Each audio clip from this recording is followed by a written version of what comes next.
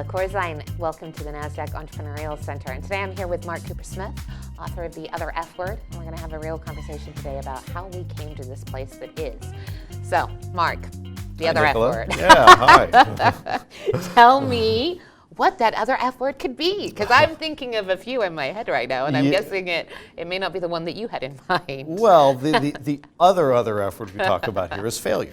Yeah. And we connected with the other F word just because that's the way most people think about failure. Right. That it comes with all of those really negative connotations. Yeah. And the key reason that we wrote the book was to really unmask that a little bit more, right. To turn failure from this regret, this thing that we brush under the rug, into a resource, which it is, and which it is especially here in the San Francisco Bay Area. We understand that. Right. But sometimes the way that we look at it is perhaps misunderstood once we get outside of this region. Yeah, no, that's very true. I mean, I think that there is a certain element of wearing things as badges of honor, and I think especially here in this area, at times failure is looked on as like the rite of passage to be a real entrepreneur. But when you think about sort of all the people that you met and the history of sort of failure and the evolutions inside of this region, how did you define kind of this shift in mindset that's clearly happened over the last probably couple of years? Right. Well, I'll start with two thoughts. Number one, agreed. And sometimes this element of it's okay to fail fast, fail often, fail Lean, forward, right, exactly. All of that. Perhaps we ladle that on a little bit thick here in the San Francisco Bay Area and Silicon Valley. But the counterpoint to that is that there's really insight there. And the way that we look at startups in particular is startups are real-time experiments. And experiments come with positive and negative outcomes. You start with hypotheses around businesses, around business models, around product market fit. Yeah. And what happens here, of course, is people go out and they test those. Yeah. And they test them and they learn from those tests, and we do this rapid iteration here. So you can look at that and say, well, it's okay to fail because you learn from the failures, and that's really what happens. But we're not looking at failures as business failures per se, but really as experiments. And with that as a mindset, we said, okay, how does the rest of America, the world, look at this concept of failure from a business context? And the answer is not in a really healthy way. And that's what really, that was the impetus to say, let's look at this a little bit deeper. How do other cultures deal with that? How do we deal with that? What fundamentally do you say, gets you to being able to move to that point where you have that, I went through this curve, I discovered the issues, I moved on, and not get stuck in the weeds of sort of saying, I'm just a failure? Yeah, so there's a lot in that question or loaded. series of it's questions. Totally loaded, I know. Let me try with a couple of responses. First of all, failure is really painful. I mean, all of us we typically remember our failures more than we remember our successes in many cases. We may have a few shining examples of successes, but it's those failures, those embarrassments that we sometimes keep tucked inside, and we don't like those, so we try and avoid them. As a result, we have this fear of failure, and especially if you're inside larger organizations where if you fail, you get treated in a certain way that's not good, then you certainly don't want to fail. So we look at larger organizations and we talk about things like a trial and error mentality or approach towards doing things right. But inside those organizations, depending upon how failures get handled, you really have more of a trial and terror kind of culture. Yeah. So that first and foremost becomes a real issue to try and overcome inside larger organizations that aren't in this experimentation around new business models because they already have businesses that work. So one of the things that we look at for bigger companies that are trying to innovate and act in an entrepreneurial way is to say, what are your failure zones? Where is it okay to fail? New product development, new product introductions, marketing, different ways of looking at the customer experience. And is it okay to fail there? And the answer is yes. In fact, you want to take risks. You want to try new things, because if you don't try new things, if you don't try things that will fail, eventually you're just not changing enough. The status quo wins. Yeah. But then there are other parts inside organizations, big organizations, manufacturing lines, transaction processing, things like that, where of course you do not want to fail. Ideally not. Yeah. Yes, and you put in place mechanisms and security systems to make sure that doesn't happen. So one of the things around when we look at failure is to say inside bigger companies, understand where it's okay to fail and where it's not, and then encourage those activities to drive innovation, to drive growth and experimentation, because you're going to learn from those. Interesting. So you mentioned earlier sort of other cultures, and I'm thoughtful or mindful of the number of companies inside of the San Francisco Bay Area and Silicon Valley that really do have a global presence. So given that even our smallest of startups and earliest of founders may have team members that live in multi-parts of the world, and large corporations certainly do, how do you get over this very concept of having multiple acceptance levels of failure in different regions? How do you create a unified safe zone that works for a company that's international? Yeah, so that's a really big issue, and that's a great question. And I've been fortunate to both have visitors from around the world come and study with me, and also, of course, traveled around the world talking about this topic. And one of the things that we find is in different parts of the world, there is fundamentally different acceptances of this approach. I mean, I really equate a lot of that to resilience. In some parts of the world, if you fail, you say, what did I learn from that? You pick yourself up and you move ahead. In other parts of the world, failure becomes one of those life-defining moments, and it can fundamentally change your trajectory. So within larger organizations, one of the things we do is look at this whole concept of failure zones and culturally start to talk about, okay, as opposed to, again, thinking of it as a business project, let's change the language. Let's change the words that we use a little bit. If we talk about experiments, all of a sudden, that changes the dynamics. If we look at things like engineering, that changes the dynamics because they have disciplines around failure analysis, for example. So once we can redefine the language and the playing field a little bit, then globally people become far more comfortable. The other thing that we try and do is to say, what are some examples of how people learn from failure effectively? And in the book, my colleague John Danner and I, after hundreds of interviews and looking at hundreds of different companies, came up with a 7-stage failure value cycle. So it's a different way to process failure. For those people that need the 7-stage process, we actually have it. Right? It's like, I'm not great, it's formulaic, you know where you are, where you're going. For people who say, I need to break it down into discrete steps. Now, Right. your mileage may vary on how this is, and it's not a one rule fits all, but if we think about how failures happen, we've broken it into 3 key segments: before failure, in the moment that a failure is taking place, and then what you do afterwards to leverage the failure effectively for the immediate term and especially for the long term, for the culture of the company and for long-term growth. And we've broken it down into these steps. And I'll take a moment and run through these steps. Number 1, respect the fact that failure happens a lot. And it does. If we take a look, and we share a lot of metrics, 75% of venture-backed companies don't even return the money to their venture founders. 99% of patents don't generate revenues and are not profitable. Fascinating, 99% of patents. How are you doing on your New Year's resolution? 88% of those fail. So we live in a land of a lot of failure, and respecting the fact that failure will intrude itself as opposed to always expecting that it won't is the place to start. And then secondly, we say, look, rehearse for those failures that do happen. And there's 2 types that we talk about there. One of them is rehearse for those failures that happen a lot. That could be the front lines in customer support. And secondly, rehearse for those that could be fundamentally existential failures that could bring down your venture. So understand and have a game plan in place. That's 2. 3, recognize them. So recognize them as early as possible. Put in place different types of warning signs, radar systems, scan the horizon, etc. And then 4th, when a failure happens, react properly and in the moment. And that typically goes right to the leadership team of your ventures or companies, but it also is often pushed out to whoever's on the front line. So how do you react? And then 5th, reflect upon it. What did we learn? And we provide some key tools to extract learnings from failure. What did we learn from that failure that we can apply in the 6th stage, which is rebound?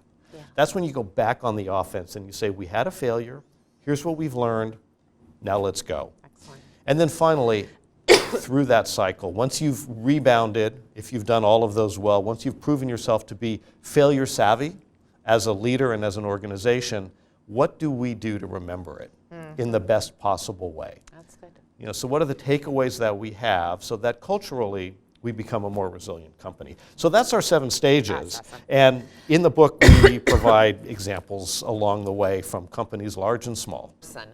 How do you coach leaders on understanding that sometimes, even if they've given it their best, and they're in that moment of failing and they want to come through it to be able to share the lessons, that sometimes you don't have a chance? How do you process when you're not allowed to go through all of those stages yourself? Yeah. So that's perhaps one of the most difficult things, because there are times when, regardless of how failure savvy you think you've been as a leader, regardless of how well you think you've prepared your people in your organization, you run into one of these existential failures, or your strategy just doesn't work and you're not there to be able to see it all the way through.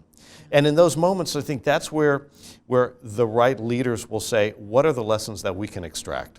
I may not be there to see it all the way through, but my role as a leader with responsibilities to customers, employees, and shareholders is to ensure that the lessons from this aren't lost, that the value accrues back to the organization.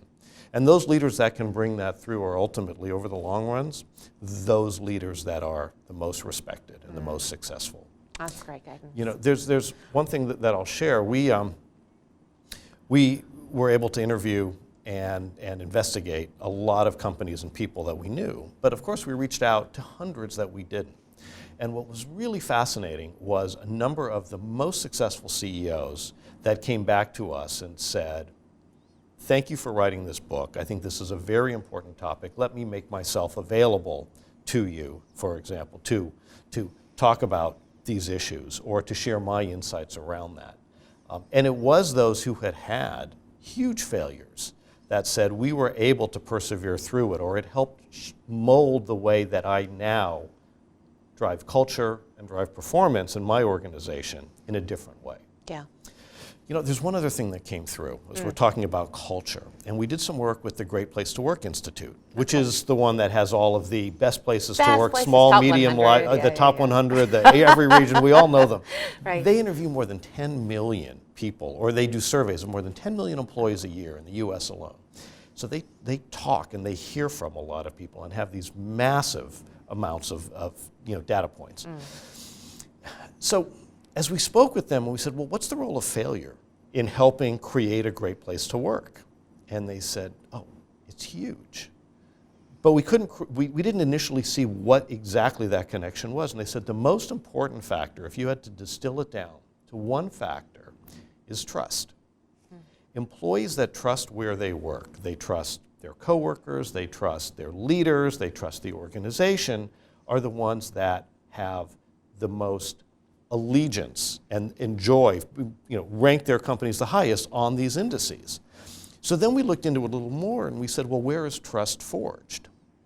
And failures are the crucible within which trust is really forged. You know, if you think about it, when everything's going great, you're not really worried about who has your back or who to trust. But it's when things go sideways or the wheels come off a little bit that you really see who's got your back and what kind of work environment do you have. Right. And those organizations that do well during those periods when everything is not rosy are the ones that frequently rise to the top as great place to work.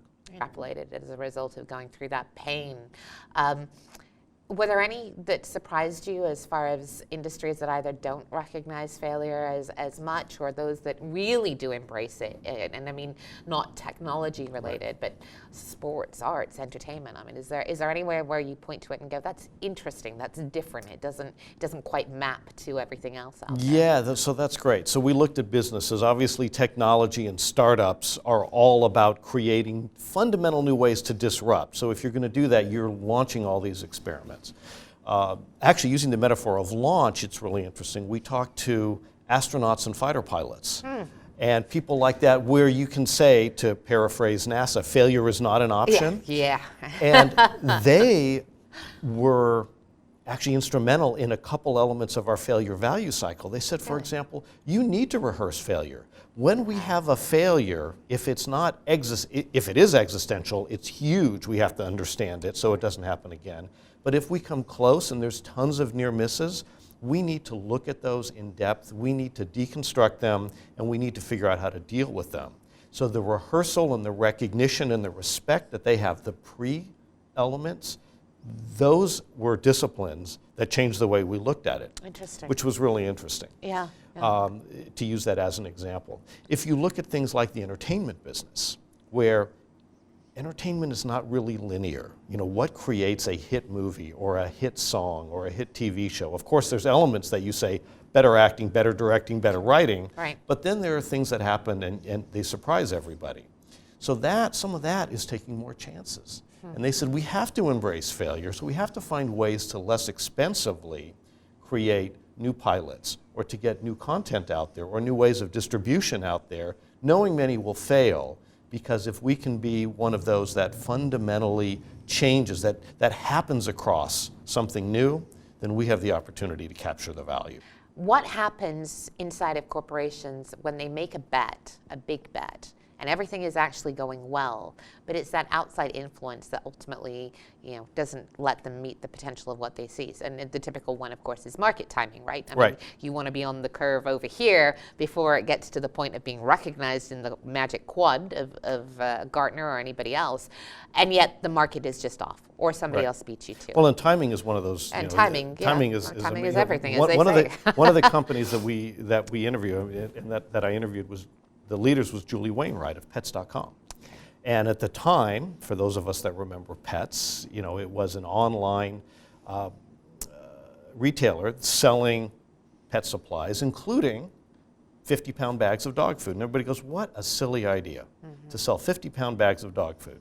Well, today, 15 years later, you want that tomorrow, it costs you $3 more. Yeah. And we all expect that. So that element of market timing becomes absolutely crucial. But if we go back, and again, the question there was, how do we manage that? Yeah.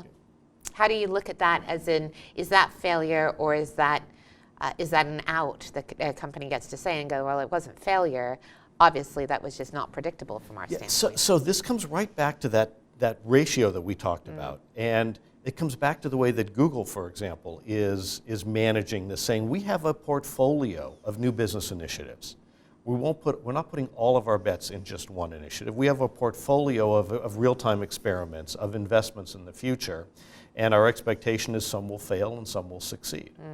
And that is a different approach to Wall Street and investors than we're typically used to. And it's a transparent approach, which is one of those things that I really advocate, because then you've laid out what your rules of engagement and what your expectations are. Okay, so just as one should think about having a diversified portfolio of one's own offerings, you would almost advocate for diversification of a failure strategy too. So absolutely. I mean, if you want to change the status quo, if you want to disrupt yourself before somebody else is going to disrupt you, and if you're a big organization, there are a lot of people out there trying to take your business away and disrupt you. You have got to try new things, and some of those will fail. So I would say absolutely. Give yourself room. Diversification. Give yourself room for a few failures along the way. All right, Mark, hard question. When was the last time you failed? When was the last time I failed? Well, I've had a lot of failures. Take any that you would like. Tell us about one. So I'll share a failure that deals with the financial markets. It's one of the reasons, actually, why 15 years ago, I went back and I started teaching entrepreneurship at UC Berkeley. So I spun a business out of Sony called WebOrder, which was an e-commerce payments platform, and took that through funding and growth. And it was acquired in the year 2000, right at the time that the stock market, the NASDAQ, hit one of its all-time highs. As the CEO of that company, I was locked up and for a variety of reasons wasn't able to hedge, collar, or whatever. And I watched the value of my personal shares go down phenomenally until such point as lockups finally came out and I was able to do that. Now, that was a personal failure because my investors were able to sell their shares, as were most of the other stakeholders. But what it taught me, first of all, was to be a little bit more failure savvy about that and not quite so optimistic that shares will keep going up. But it also said there's an opportunity to go back and educate the next generation of entrepreneurs to be able to be a little bit more knowledgeable about some of those elements that they should look out for, not just for their stakeholders, not just for their employees, but also as entrepreneurs themselves, because entrepreneurs are taking huge risks, as are the investors that invest in them. We often look at sort of what's the next chapter, I think, in everything that happens here. I'm assuming we probably haven't learned all there is to learn yet, really, about embracing failure and what's to come. When you look at sort of the signs or the past history, what do you expect for the next few chapters of failure to really look like here? I think failure, kind of like the real-time experiments that we talk about, is that way. You know, failure is a reality of life. You know, in the book we talk about it being like gravity. It is all around us. Mm-hmm. And with those kinds of forces, the best way to leverage them is to understand them and to continue to understand them and then to put them to work for you. Mm-hmm.